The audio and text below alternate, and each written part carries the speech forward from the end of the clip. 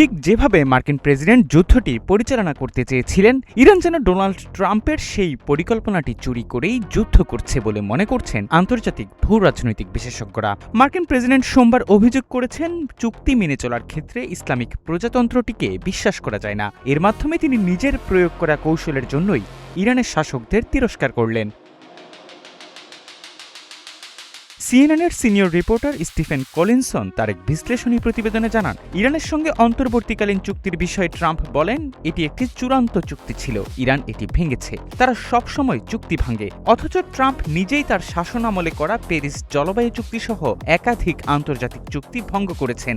কিছু সমালোচক বর্তমান সংকটের উৎস হিসেবে ট্রাম্পের প্রথম মেয়াদে ওবামা আমলের চুক্তিটি বাতিল করাকে দায়ী করেন। দৃঢ় বন্ধনের আস্থায় শক্তিশালী স্টিলের আরেকটি নাম জেডএসআরএম। চুক্তি ভঙ্গ নিয়ে কথা বলেই থামেননি ট্রাম্প।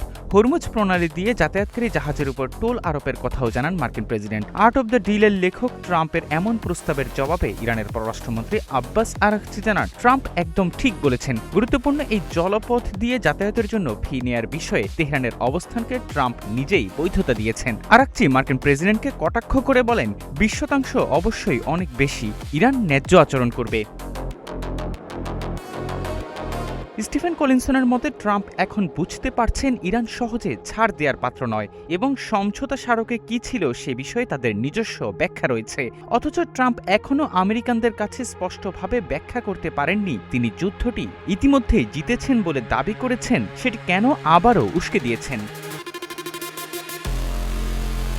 ইরান ও যুক্তরাষ্ট্রের মধ্যকার চুক্তিটি ভেস্তে গেছে কারণ ইরান হরমুজের উপর কার্যকর নিয়ন্ত্রণ রক্ষা করতে পদক্ষেপ নিয়েছিল। ট্রাম্পের সমস্ত হুমকি এবং সামরিক শক্তি থাকা সত্ত্বেও তেহরান এখনও এই লড়াইয়ের গতি প্রকৃতি নির্ধারণ করছে। নতুন এই সংঘাত তৈরি হয়েছে ট্রাম্প প্রশাসনের তাড়াহুড়ো করে একটি অস্পষ্ট চুক্তি নিয়ে আলোচনার কারণে। ভাইস প্রেসিডেন্ট জেডি ভান্সের নেতৃত্বে ট্রাম্পের রিয়েল এস্টেট আলোচকদের দল সম্ভবত বুঝতে পারেনি নতুন সংঘাত শুরু হলে ইরান যে প্রথমেই প্রণালীটি বন্ধ করে দিতে পারে। ইরানের আচরণ নিয়ন্ত্রণে প্রশাসনের এই ব্যর্থতা ট্রাম্পের আবারও যুদ্ধে ফিরে যাওয়ার সিদ্ধান্ত নিয়ে বড় প্রশ্ন তুলেছে।